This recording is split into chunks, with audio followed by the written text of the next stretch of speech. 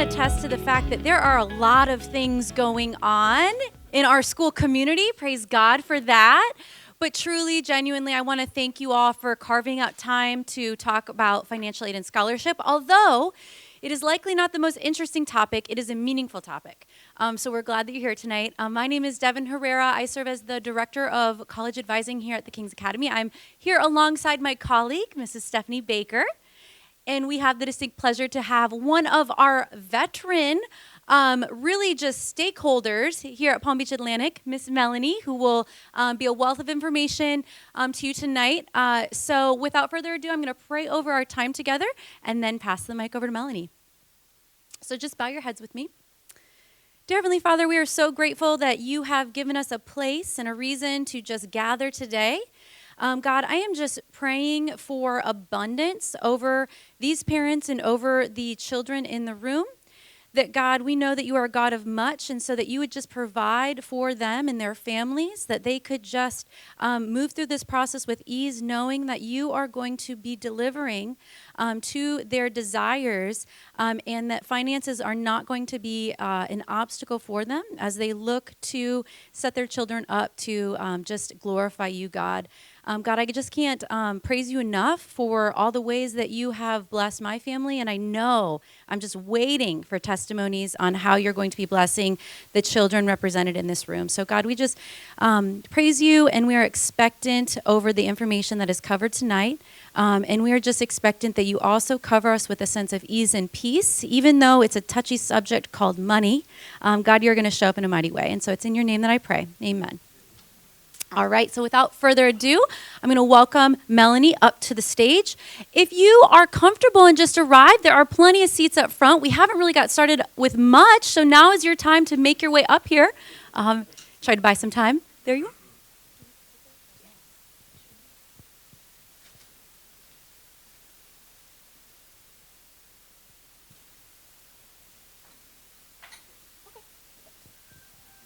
Well, hello, everyone. Can you hear me okay? Okay, great. Welcome for those that are just coming in. My name is Melanie Byrne. I serve as the Director of Financial Aid at Palm Beach Atlantic University. I've been there for almost 10 years, and I really enjoy meeting with students to help really equip and really give them the information that I never received as a student myself. I was kind of on my own, bless my parents. I was the third in line after, 4 children. So at that point, they're like, well, you can figure this out. So really, I just want to help you guys to have more information to feel prepared. Show of hands for you parents that have students for the first time entering college.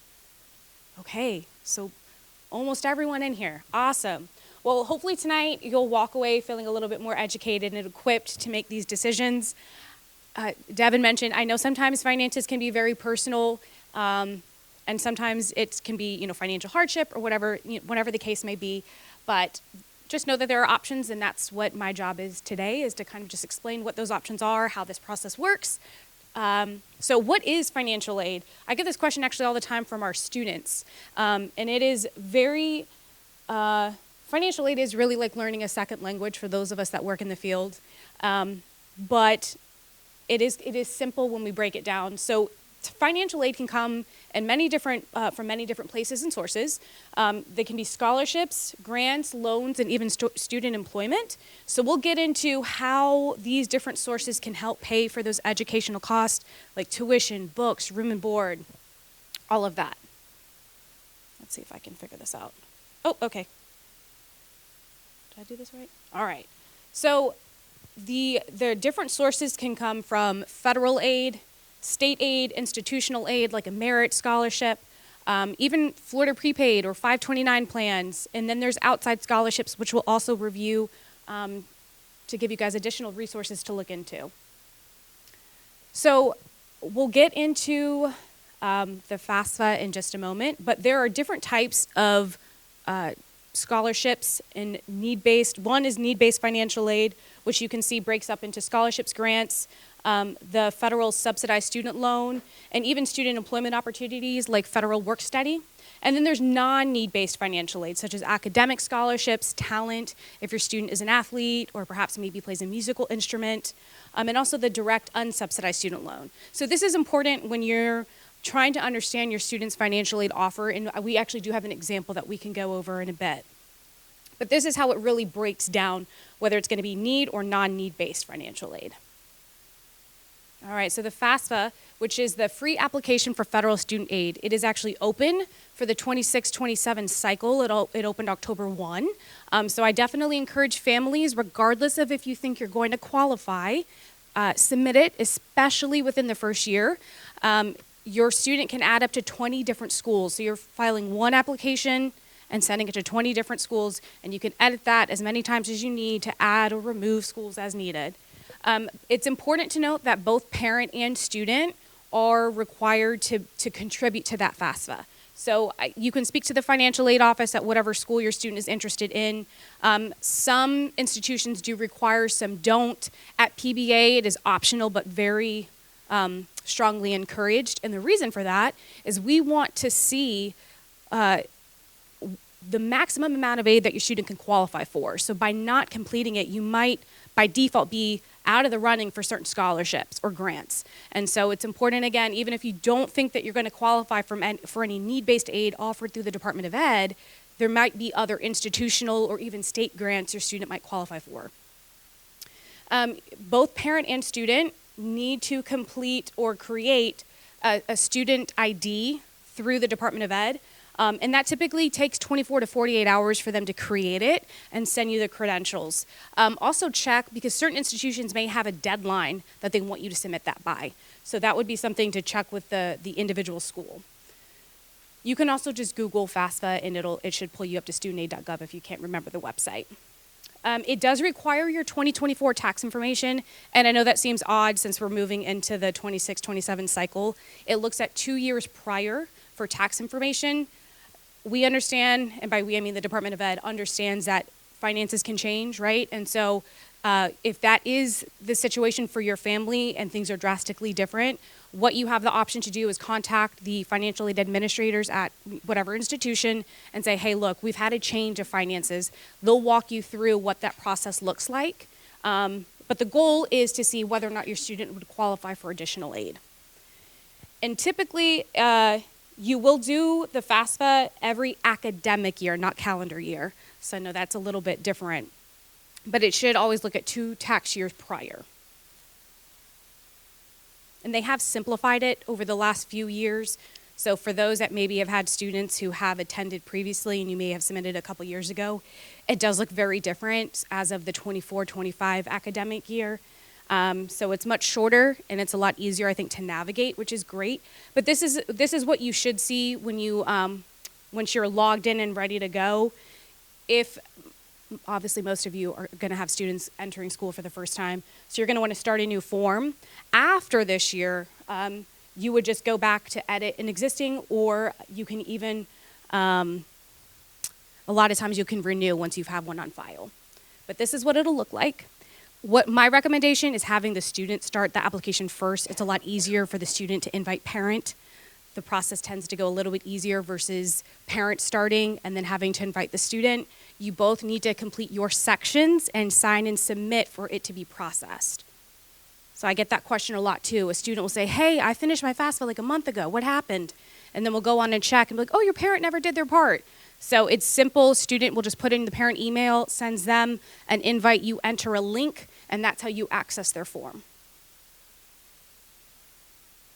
So the reason for why both student and parent are required, right? So the student is the one applying for the aid. Parent is a contributor. And the Department of Ed does not take into consideration a parent's willingness or unwillingness to contribute to their education. If they do not meet certain criteria, they are classified as a dependent student, and that is different than a filing status. So if your student is under the age of 24, is not married, does not support their own dependent children, or is not active duty military, they would be considered dependent. And we do have first year freshmen who are 22, 23, and they might be living on their own, right? They might be self-sufficient, but mom and dad are still required because they didn't meet those criteria. So just bear that in mind, especially as your students progress in the years, that you would still be a contributor unless they meet that criteria. So they do look at different criteria when they're factoring the need threshold. At the very end, the FAFSA will give you what's called a student aid index, or an SAI in short. The old terminology used to be the expected family contribution, or the EFC. So some of you may have heard of that when you were students. So that changed about 2 years ago. And so did some of the criteria that they'll look at as far as need. But primarily what they're looking at is the number of people in the home, the student and parent contributions as far as wages and assets, and then other information if there's any sort of untaxed income, if you run your own business, anything like that, it would be considered as part of the need calculation. So we had talked about the different sources, and some of them might be federal. So we're going to get into the federal financial aid. The Pell Grant is probably the most commonly known source of federal aid. And that's, again, it is determined by that SAI that I mentioned. So you do, or your student does have to qualify based on financial need. And that can vary on SAI. The lowest that there is currently is a negative 1,500, although I don't know why they established that. It'll be bumped up to 0, again, which essentially the lower the number, the higher the financial need. That's how that works. There's also the Supplemental Educational Opportunity Grant, or SEOG.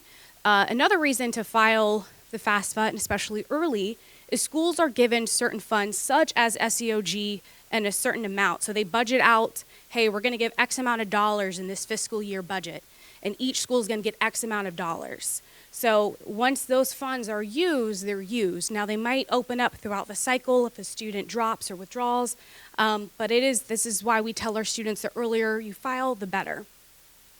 There's also Federal Work Study, which is a need-based program through the Department of Ed that works very similar to a part-time job.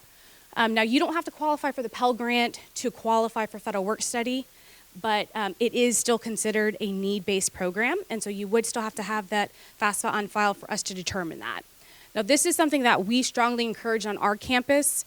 It helps students to get plugged in. It helps them to learn to balance life, right? So education plus work. It also helps with networking. We found that it helps land post-employment or post-education jobs. And we're very well, because we are local, we're very well connected with a lot of the businesses. And those of you that have lived in this county for a while, over the last few years, you've seen the growth and a lot of companies coming down this way. So if your student is looking to stay local, or in Florida for that matter, Federal Work Study is a great opportunity to get plugged in and to see, hey, is this a field that I'm interested in working in? There's also Teach Grants if your student is going to be an education major. It works a little bit differently depending on each school. Students do have to pass certain criteria first to be eligible for this, but if they're looking into like elementary education, that might be something that they can explore. There's also the federal student loans, both subsidized and unsubsidized student loans. And that is available for both student and parent, the unsubsidized, and we'll get into the difference of what that looks like.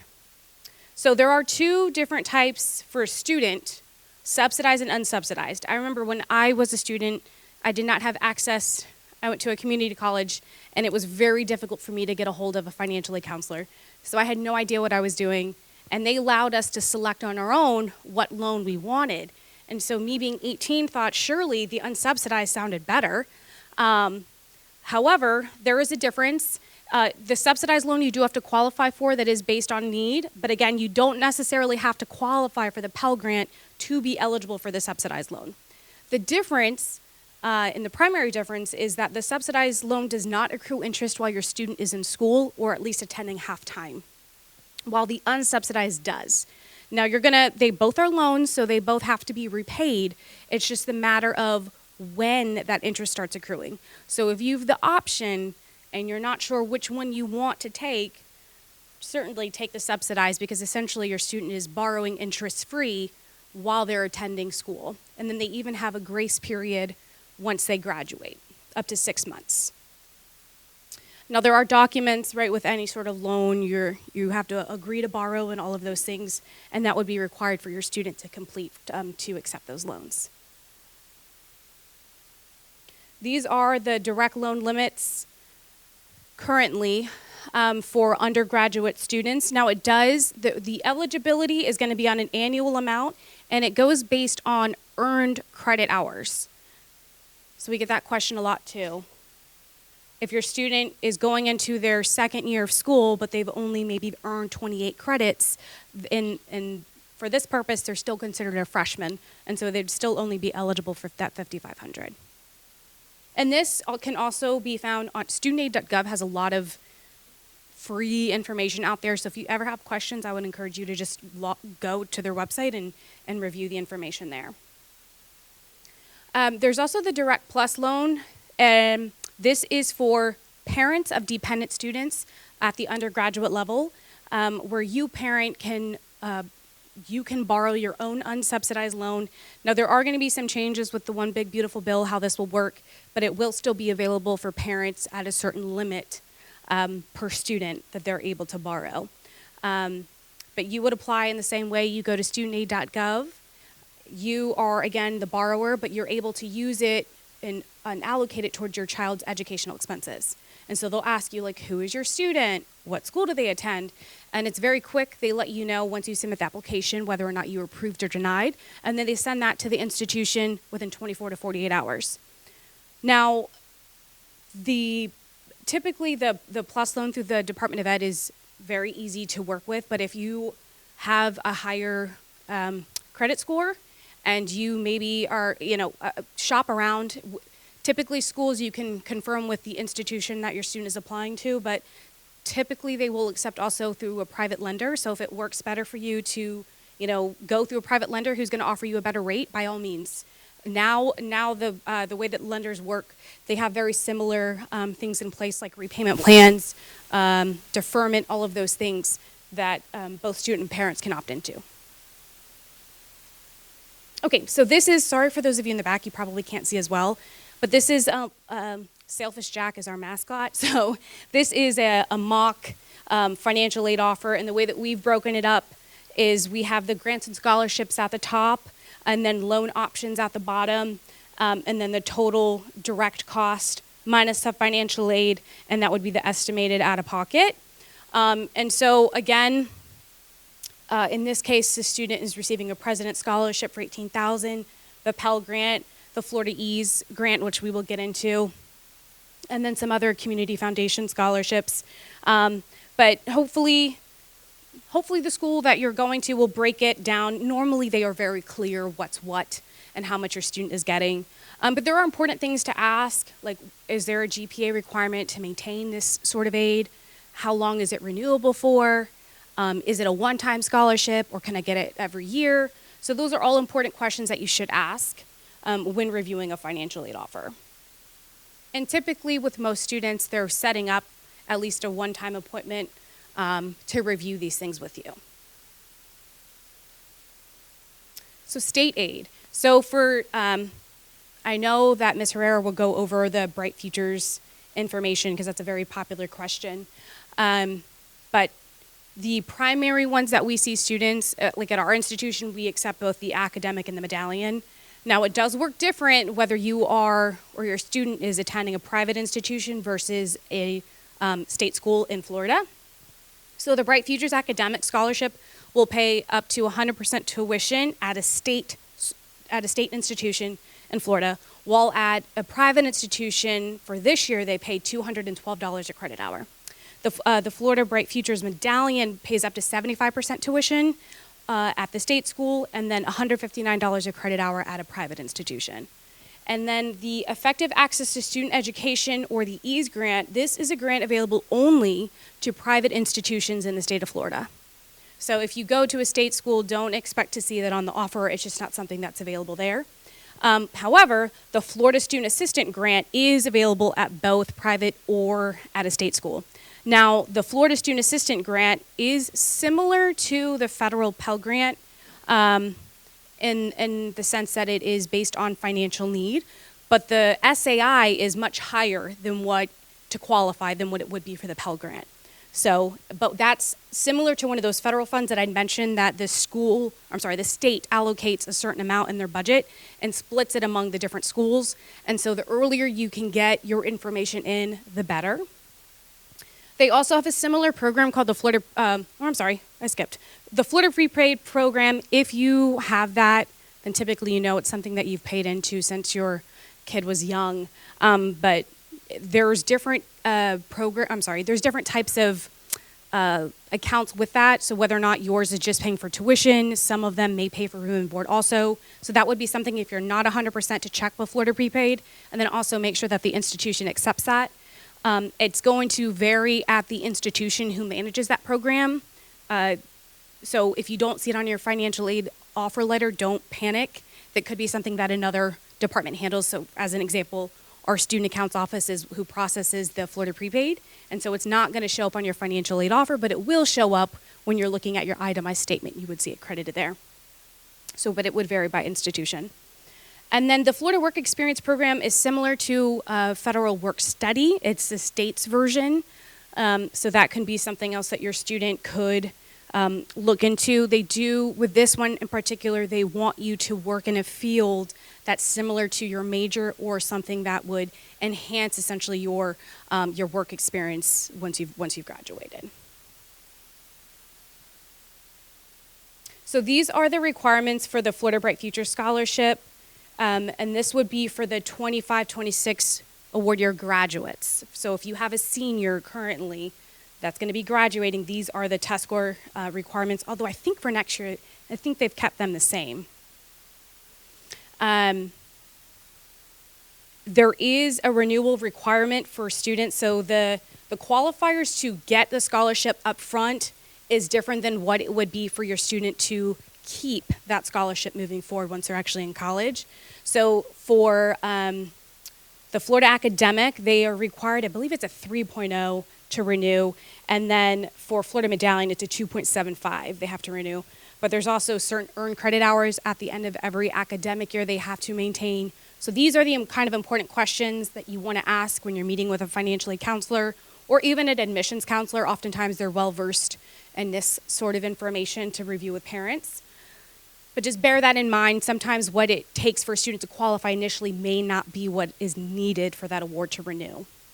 This is also available if you just do a quick Google search online for Florida Bright Futures. If you can't remember, either Ms. Herrera in the back can certainly help with that, or a quick Google search. You can pull that up as well. Prepaid and 529, again, these are great ways to just help meet that out-of-pocket expense. Florida Prepaid, again, if you have it, that's great.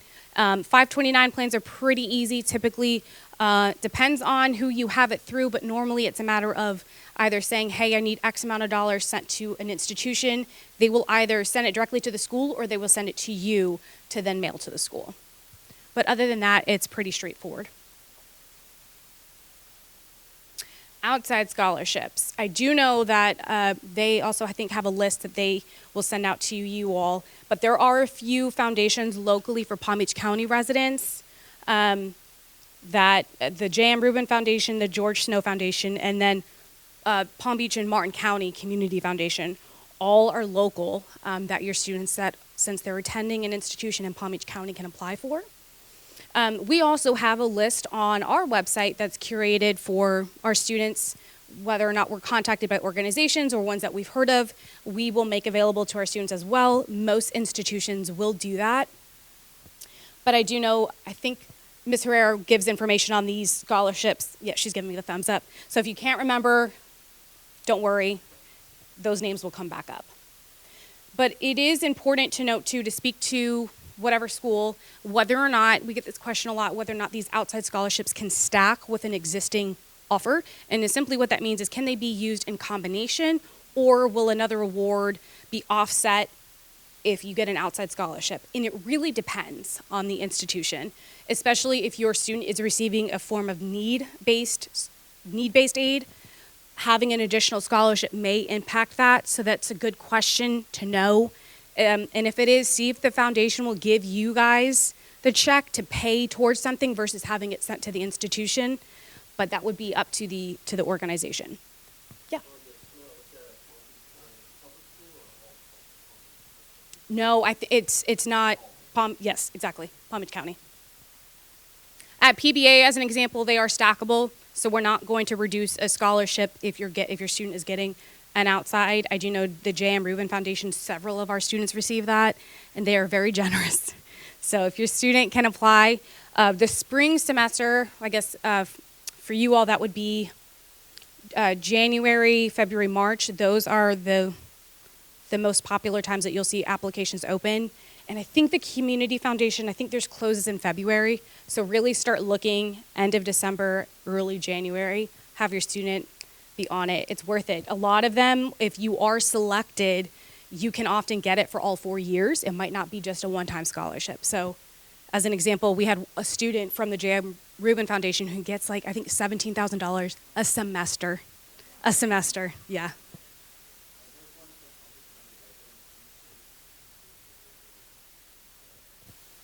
No, I typically it's when you're applying that you have to be the resident, but it's not exclusive to the institution they attend. So we have students who are applying elsewhere. Yeah, it's a good question. So it's worth it for the students to apply. These in particular are very generous. And then of course, if any other scholarships open up, typically the institutions will post that on either their website or their financial aid team will communicate that. But it's certainly worth it, especially if you know that you're having a potential out-of-pocket gap.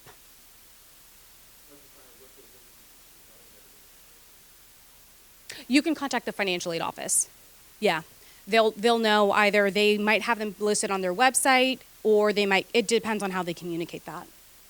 The other tool that is available that all institutions who receive federal financial aid are required to have is something called the net price calculator.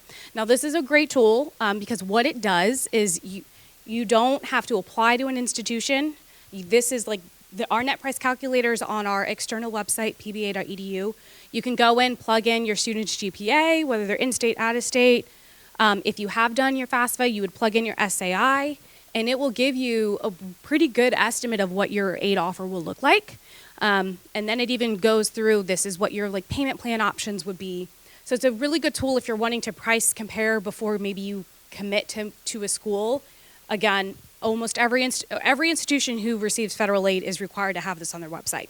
So it's a great tool, especially for planning or just to have those initial conversations if you want to get a ballpark of what your student's aid offer will look like. And it can change. If your student is retesting for Bright Futures or for the ACT, SAT, or CLT, now's the time to really get that done. I know that they will work with you on they'll work with your student to make sure that the applications, that they're submitting test scores and all of those things are done before graduation. If there are any quick questions, I can take some now, but I know Ms. Herrera is going to come do their little segment, and then we'll do questions again at the end. Yes. For the net price? Yes. For the free application for federal student aid, yes, it will pull your tax information. The net price calculator will not. So you can plug in information to see whether or not you would qualify there. But the FAFSA, yes, it does. Yes. Which one? Oh, so it's going to depend on the institution. Each institution is required to have one. So for us, for example, it would be pba.edu. So it depends on the school. Yeah.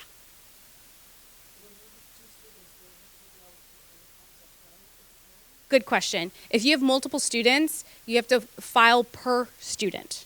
So yeah, so for you, since you have two students, your son, right, at PBA, he'll do his, and then your other student would also file. The kids do their own. You'll be a contributor on both. I know. It's not as hard now as it used to be. All right, I'll bring up Ms. Herrera, and then I promise write down your questions, and I will answer at the end. And if not, I will be here available to answer on the side if they're a little bit more personal.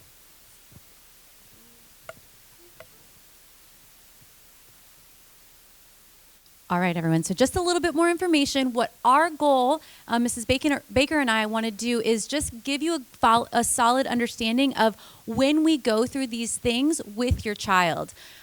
So I've got too many things in my hand.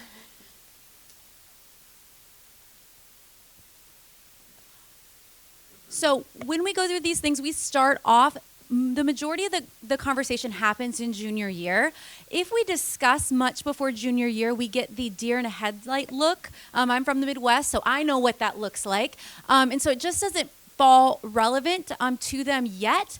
But do know come junior year, we're starting the conversation. So our goal is that they create their college list, and they're also equipped to know, can I afford this based on my family's priorities? So always sending them back home to have the conversation with you all, because oftentimes parents are the ones that are contributing the most to that child's college education. Okay, so how we start that is we explain the difference between in-state and out-of-state tuition. We show them great graphics. We talk about public and private institutions, the difference in cost between the two, explaining to them that in-state will always be the most cost-effective for Florida residents, just as like an out-of-state resident is going to pay more to come to a Florida school. If students go out-of-state, that will cost more. We explain to them that private institutions are going to have a set tuition price, so that will be the same for in and out of state. So just giving them those kind of basics so they can come home and have conversations, so that when they are creating their college list, they have a grasp on if they can apply out of state, should they only be applying in Florida. So we give them the information so they can go home and have those conversations with you guys about the different types of schools. And then the next feature that we reveal to them, it's available all throughout high school, but we really capitalize on the cost feature in SCORE during their junior year. So they have a comparison feature right in that platform that allows them to put side by side up to 4 institutions. And like you can see, it just breaks down what is the average cost for an in-state student, what is the average debt that they're leaving the institution with, because like Melanie said, because of that net price calculator, don't let the sticker price scare you away from the institution. You probably, if you're applying to an out-of-state school and they're looking to recruit specifically Florida students, they're going to be gifting you more money to yield your acceptance, right, to get you to enroll. So don't let the initial sticker price keep you from applying. Stay in the game. Do your net price calculator. Is it in our ballpark, right? Like, that's a legitimate concern. But then researching what is the average debt that aid that a student is getting, and then what are they walking away from. What you'll kind of notice here, and I hope this falls good on the audience. So we have a combination of FAU, a Florida public, alongside an out-of-state public, Auburn, a private school in Florida, Miami, and then another private school. And interestingly enough, even if the Florida schools, public and private, they're all walking away with this bottom amount. So in the state of Florida, it looks like it's very similar with FAU and UM. That is shocking because the sticker price at UM is much more than FAU. And then Nova is a little bit higher. When they're deciding to go out of state to a public institution, this is on average. They're walking away with just a hair more debt. Again, there's ways to cut that down, but we want to just equip and empower you all as families, them as students, so they're making wise choices as they look at their college list beyond just where their friends are going or the rankings, the cost too. Okay, and we know that Bright Futures is important to a lot of our families here in the state of Florida. So starting in the spring of sophomore year is when we begin talking to the students about Bright Futures, really giving them an idea of what this looks like. We actually did mention it a little bit to our freshmen as well, but we start to hit it a little bit more in sophomore year, really so they can understand the different tiers of Bright Futures, also so they understand that there is a community service component, so that they can be aware of that, so they can be tracking those hours as they go through their high school experience. Good question. Based on the criteria, what is your grade GPA? Yep. And your hours are wonderful. Exactly. Anybody in the audience? If you got 2 out of the 3, what happens here in this great state of Florida? Do you get it or do you not get it? You got to get all 3. So that's what they're looking for, the trifecta.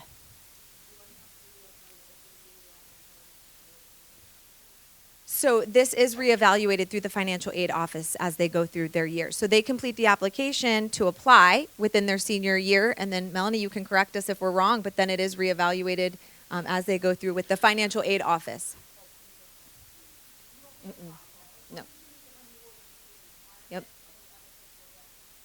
And that renewal GPA requirement is honestly a little bit friendlier than actually obtaining the scholarship without going into too much detail.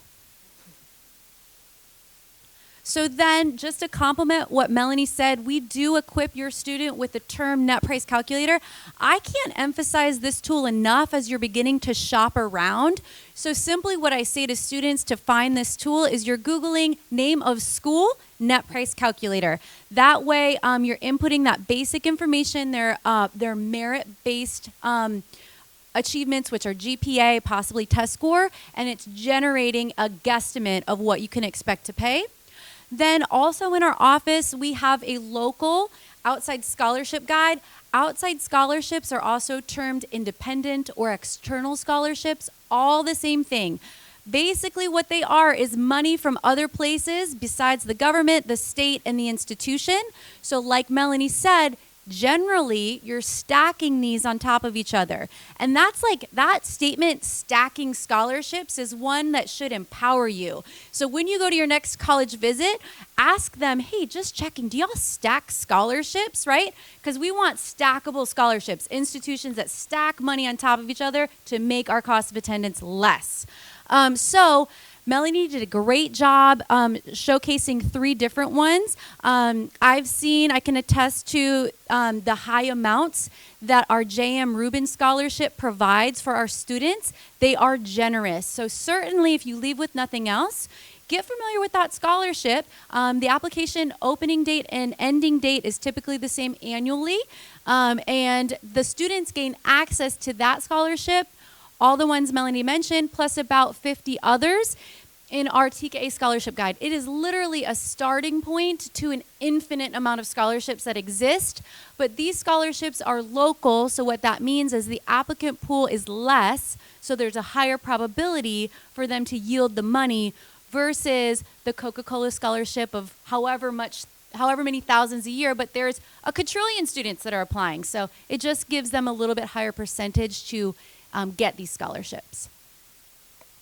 Okay, and then to reiterate, we do talk to the students about these as well. As Melanie discussed with you guys, we will explain to them that there is a FAFSA.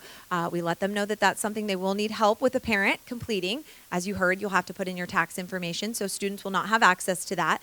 So we start explaining that to them in the classrooms and in our individual visits junior year, and then again in senior year when they're a little bit more interested in hearing the information. We will talk to them about Bright Futures, explaining that the application opens within their senior year, encouraging them to apply for that. And then also talking to them about the EASE grant, which is allowing them to have this understanding that there are $2,000 for a private school in our state. And then I'm always learning new things. So today I learned a fun nugget that I'll pass along to you all. We had the University of Kentucky on campus doing a rep visit here. And one of the bright sophomore students here in the TKA student body said, my dad told me that you guys actually accept Florida prepaid. Is that right? And he said, yes, it is. We have a gal named Wendy, and she knows all about it. So I learned that Florida prepaid for other public institutions, and you guys can tell me if it works at private institutions as well, as you guys learn more, is eligible to be accepted there.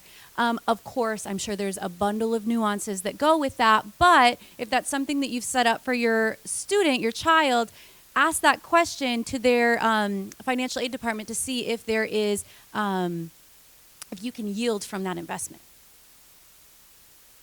And so the last thing that we'll camp out on is we do also provide a list of full ride scholarships to students. So a few that are popular in nature, UVA, they have a Jefferson scholarship that is a full ride scholarship. These are ultra competitive scholarships. So you can imagine getting a full ride to a pretty top school is not going to be for exactly every profile of student, but those that are competitive in nature would yield well in this. Some of those the students are self-nominating for, and some of those that are partnering with our office to be nominated. I know that we have one that's that requested us to nominate them for a UMiami scholarship.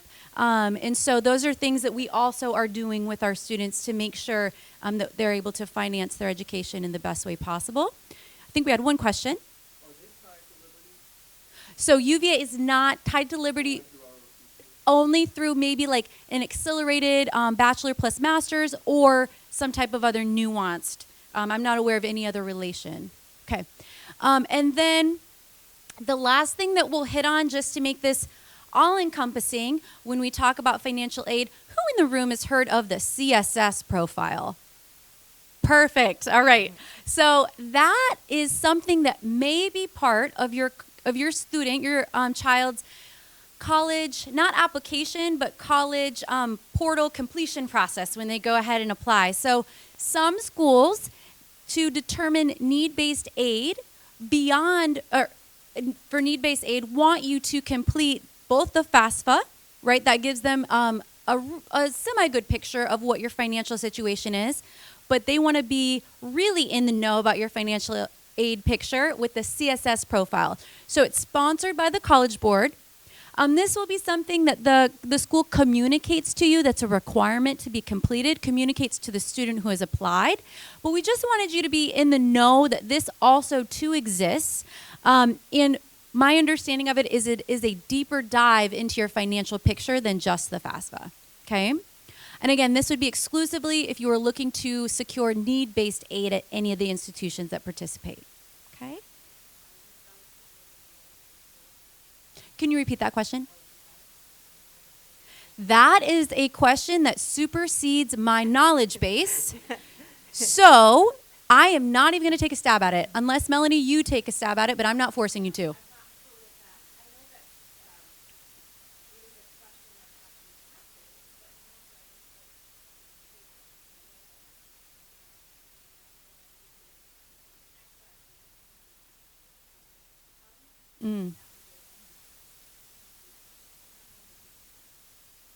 Perfect. We got one question in the back. Yes. So the question was, can you repeat it? Is the family taxed on scholarships and grants that the child is awarded?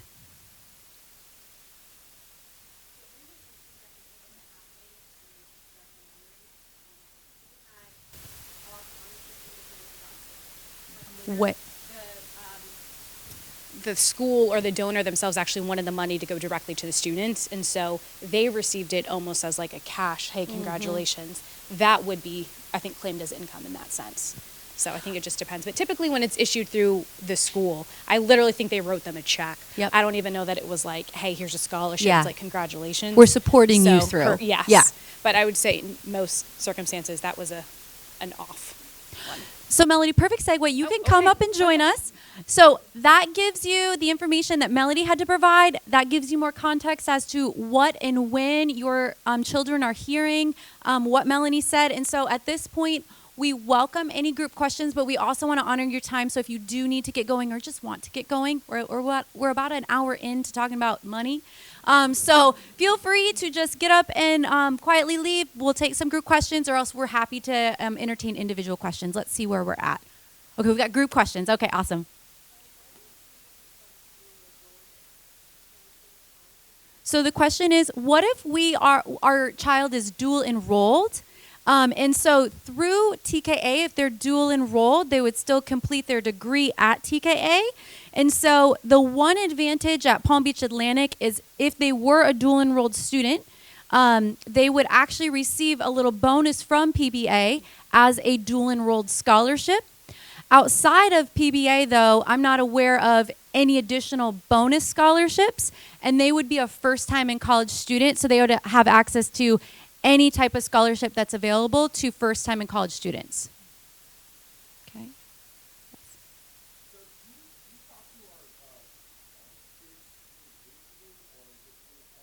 Yeah. Yeah. How are we talking to them? How do we talk to the students about this topic and all topics?